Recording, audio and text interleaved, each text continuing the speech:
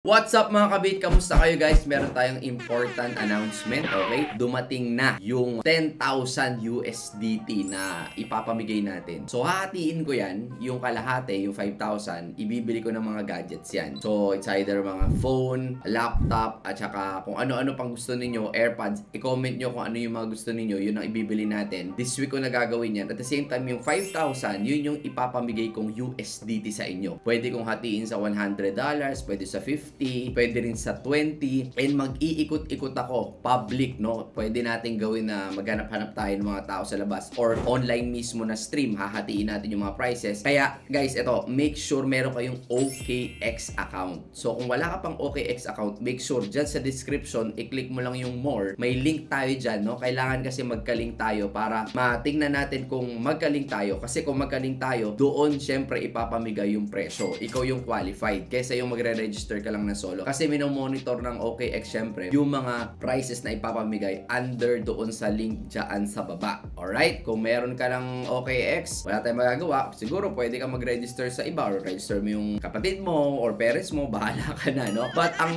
important topic natin guys today is para sa mga newbies. Nakikita nyo umaakit yung crypto, naririnig nyo sa mga kapitbahay nyo, ang daming kumikita, ang daming pumapaldo, no? May mga ginagawa sila, bumibili ng tokens or bumibili ng bagong list dito sa OKX. Guys, let me remind nyo na gumawa din tayo ng group sa Telegram. Ilalagay ko na lang din dyan yung Telegram group na yan. Let's say last time, nagbigay sila ng mga tokens or mga coins or crypto na bago pa malis sa OKX na sasabi nila doon. Or yung mga potential tokens, yung mga iba-ibang projects, new projects nandun din sa Telegram group na yon. Yung Alpha, tawag doon, yung Cryptoverse Alpha Telegram group. Ilagay ko na rin siguro yung link para makapasok kayo. But anyway guys, mga newbies, makinig kayo. When I say newbies, ito yung mga nagsisimula pa lang sa trading or narinig yung trading, gustong pumasok. So, ang first step, gumawa ka muna ng OKX account mo. Mag-register ka dyan. Make sure verify your account, no? Lagyan mo ng ID, submit ka ng ID para mas legit at protected yung account. Now, ang first thing na dapat mong matutunan dito, guys, is mahanap mo muna yung ano yung available time mo to trade. Ikaw ba ay busy? Estudyante ka ba? Negosyante ka ba? Gaano katagal yung trading time na iaalat mo rito? Alright? Hanapin mo kung what type of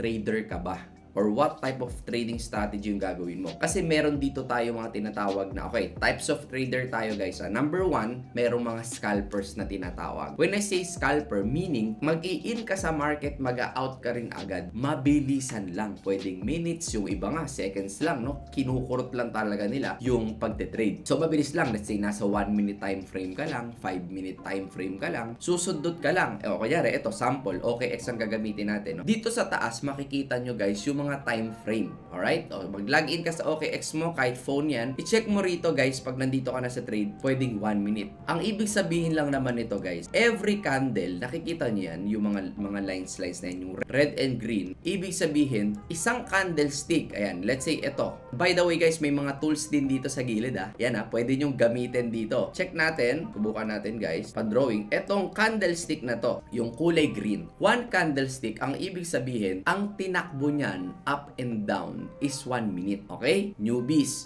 or mga beginners sa trading, etong ibig sabihin yan. Yung iba kasi tinitingnan, ano yan? Ano yung red and green? So, ibig sabihin, etong candlestick na to, ang tawag dyan, since green yan, bullish yan, di ba? Bullish candle. Meaning, pag sinabing bull, papaakyat yung presyo or pataas. Nang galing sa baba, pataas. Pag sinabing bull, paano ba sumusuwag ang bull? Di ba? Pag ganon, may nakita na ba kayong bull na parang ganon, padak or pababa? Siyempre, pataas. So, ito naman, red naman tong candlestick na to, nakikita nyo to? Candlestick kasi mukhang kandila, meron siyang wick na tinatawag or yung buntot, di ba? Yung nakikita nyo yan. Kasi guys, dun dumaan yung presyo. No? So, let's say ito, ang tawag naman dito is bearish candlestick. Ibig sabihin, pababa. Kaya siya pula. No? Paano ba tumira ang bear?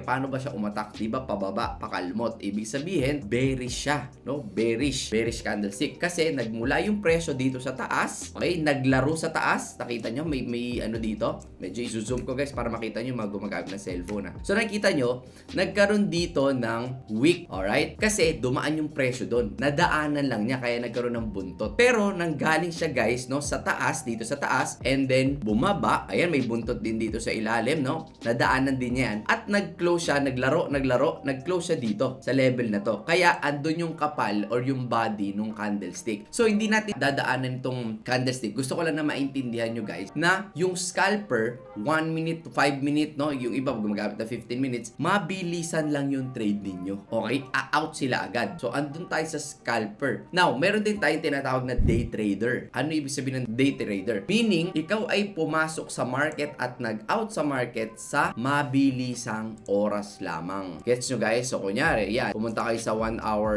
time frame, okay? Na pe-predict nyo or nakikita ninyo na possible yung market mamaya, no? Na naiisip nyo na possible mamaya yung market ay bumaba or umakyat, okay? So, sa tingin mo, ayan, sa tingin mo, nagre-retrace yung presyo, meaning parang bumubuelo, no? Bumubuelo siya. Papataas siya, pero bubuelo, magre-retrace bago siya umakyat ulit pataas. So, yun yung nape-predict mo, and as a day trader, ang iniisip mo dyan is ikaw ay magbabay. Sample lang naman, sample, magbabay ka. Pero, since nandito ka sa 1 hour time frame, ayan guys, so nakikita nyo dito, 1 hour time frame tayo, ibig sabihin, mamaya, aakyat yung presyo. So, kunyari, nag-buy ka ngayon, and naiisip mo na 63,000 yung presyo ng Bitcoin, aakyat later yan, no? Mga 64 or 64,400, no? Going up. Saan siya pupunta? From here sa 63, mapupunta siya dito sa 64. Anong mangyayari? Ikaw ay nag-buy. Alright? So, kinlose mo rin siya later, meaning, ang tawag sa'yo, day trader. Nag-open ka ng trade within the day, ibig sabihin, day trading ang ginagawa mo. So, depende sa style mo at availability ng oras mo kung ano yung type of trader. Yung iba naman, sobrang busy. Maraming negosyo. Gusto ko, hindi, long term ako, no? Pinag-aralan ko tong Bitcoin. I know na since na-approve na yung Bitcoin ETF, maraming institutions, inaral ko kung ano mangyayari. Inaral ko ano yung sinasabi ng Fed or yung future predictions natin. Iniisip mo na, okay, magwa 100,000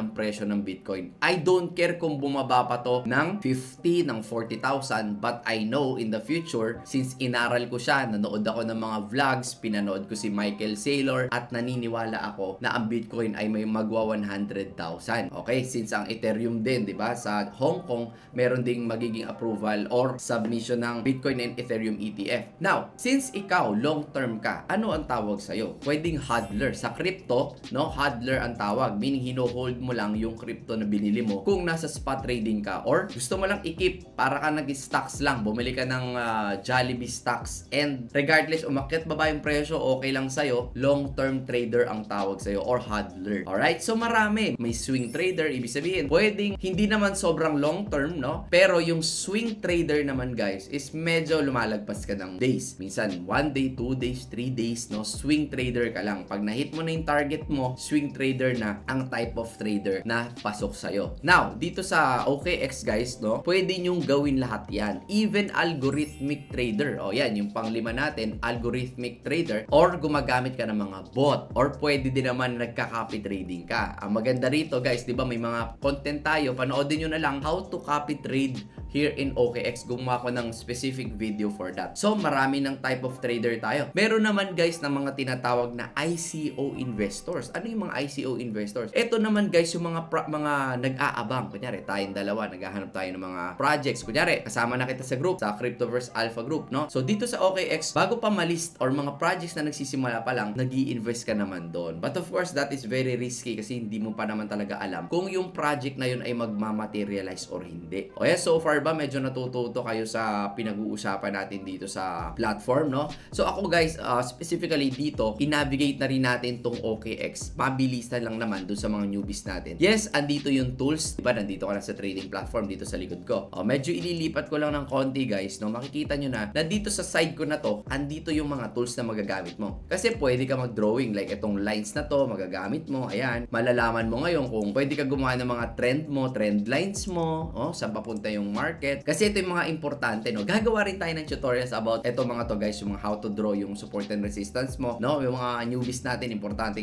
malaman nyo yan. And of course, dito may mga Fibonacci din, retracement, pwede yung gamitin, and kung ano-ano pang tools, no? Yung time frame na discuss na natin kanina. So, gusto ko mag-focus tayo dito sa banda na to. Kasi ito, importante to guys. Yung tools, paano ba ginagamit itong mga tools na to, no? Sana makatulong ako sa inyo, no? Ito guys, nakikita nyo dito na merong cross at isolated, no? Cross, ibig sabihin lang naman yan is simpleng yung capital mo, no? Buong capital mo, damay. Pwede mo yang gamitin to trade. Okay, kunyari, nag-trade ka at medyo bumababa siya. Since malaki yung available balance mo, medyo malaki yung allowance niya pag aakyat or bababa yung presyo. Hindi ka agad-agad na mai-stop loss or hindi ka agad-agad na maliliquidate kasi malaki yung laman kasi naka-cross ka. Yung isolated, simple lang naman yan, no? Meron ka lang inaalat na capital para kung manalo man yun or matalo man yun, yun lang yung maaapektuhan. Alright? Hindi kasama yung buong capital mo. Now, punta naman tayo dito sa banda rito sa upper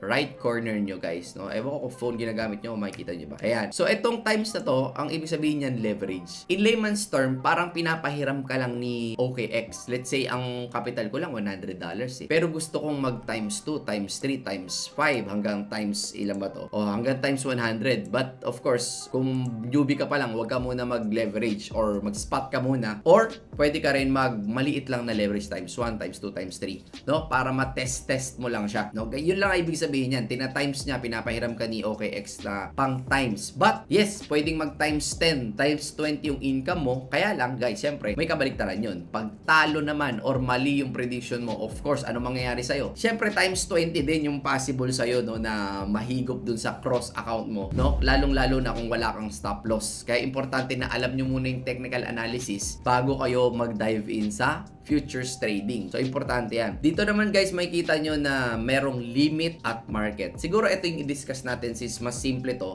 Para lang ma-navigate nyo yung OKX account ninyo. Ang difference lang naman ng market in layman's terms sa mga newbies. Okay, ganito. Pag naka-market ka, ibig sabihin, binibili mo na yung presyo agad-agad. Let's say yan, ang presyo ngayon, 63,677 dito sa akin, no? Pag pinindot ko yung buy dito sa may bandang baba, ayan guys, makikita natin na andito yung long and short. Ibig sabihin lang ng market, ayan, pag nasa market tayo, binibili ko agad. Ganun lang siya kasimple. So, sa presyo na yan, pag pinrest ko yung long or pinrest ko yung short, agad-agad, etong presyo na to, yung magiging trade mo. Okay? Ang difference lang naman ito sa limit, simple lang din. Ibig sabihin sa limit, guys, sineset mo. Okay? Hindi agad-agad. So, ano ibig ko sabihin? Kunyari, ito, nakalagay dito, 63, no? Pero, ang iniisip mo, gusto kong bumili kapag bumaba ang presyo. Meaning, pag pumunta dito sa 63,200 na price, etong 63,200, dun pa lang siya bibili. So, kunyari, nilagay ko dito, 63,200. Tapos, pinrest ko yung long. Ibig sabihin, guys, pagka tumama yung presyo, bumaba ng 63,200, that's the only time na bibili ng market. Kumbaga, kahit natutulog ka or may ginagawa ka, sineset mo na siya, no? Na automatic, pag pumunta ang presyo dyan, anong mangyayari? Bibili siya ng automatic. At ikaw ay magsiset na rin ng amount na gusto mo. Let's say, 200 USDT or 10,000 USDT. Bahala ka, no? Kung ano yung gusto mong amount na bibili niya pagdating sa presyo na yon. Basta't importante na maglalagay ka rin ng TP at stop loss mo. Ibig sabihin, pag sinabing TP or take profit, pagka tumama naman yung presyo dito, kunyari sa 64,800, kasi pinipredict mo kanina 63,200, pag bumaba yan, magti-trigger siya. Ibig sabihin, bibili niya yung sinet mo. Tapos, pag pumunta naman siya sa 64,400 or 800, doon naman siya magti-take profit. Automatic. Yun ang purpose bakit may limit. And of course, yung stop loss dito, okay. Ano ibig ko sabihin? Bumili ulit tayo ng 63,200. Kaya lang, mali ka ng prediction. Imbis na umakyat ng 64,400, ano nangyari? Bumaba pa lalo ng 62,800, no? So, I think, ang better nun, maglagay ka ng stop loss para kung sakasakaling mali ka, okay? Sakasakaling mali ka, ma-stop yung iyong trade. Automatically, hanggang dun lang yung natalo sa'yo. I hope na medyo malinaw na yung mga basic nating pag-navigate nitong OKX platform. So, dahan-dahan natin gagawin yan. Gagawa tayo ng mga step-by-step tutorials, no? Kung ano-ano ba yung mga pwede mong gawin dito sa OKX, no? So, again, i-explore natin isa-isa yan kasi medyo mahaba ng video natin, no? Marami ka kasing pwedeng gawin talaga dito. So, pwede ka dito mag-trade ng, spot futures, margins, may trading bots, merong copy trading, pwede ka rin mag-demo, pwede ka rin dito, guys, mag-earn. Ano ibig sabihin? Yung crypto mo, hayaan mo lang dun, mag-earn ng interest kung wala ka namang ginagawa. Lalo na dun sa mga long-term hodlers. But again, guys, this is OKX. Yung una na ginawa natin, OKX 101. Ito naman, guys, OKX Part 2. So, yun, Part 1, ito yung part 2. At gagawa tayo ng 10 para malaman nyo talaga literal kung paano i-navigate yung buong OKX at kung paano kayo mag-earn dito, no? So again, pwede nyo i-check yung assets nyo dito. Medyo huwag nyo nang pansinin kung magkano yung laman yan. So for our testing. So again, explore your account, explore your OKX account, at kung wala ka pa, mag-register ka sa ilalim para pasok ka doon sa ating ipapamigay this month, this month yan. Siguro hanggang May 15 gagawa na tayo.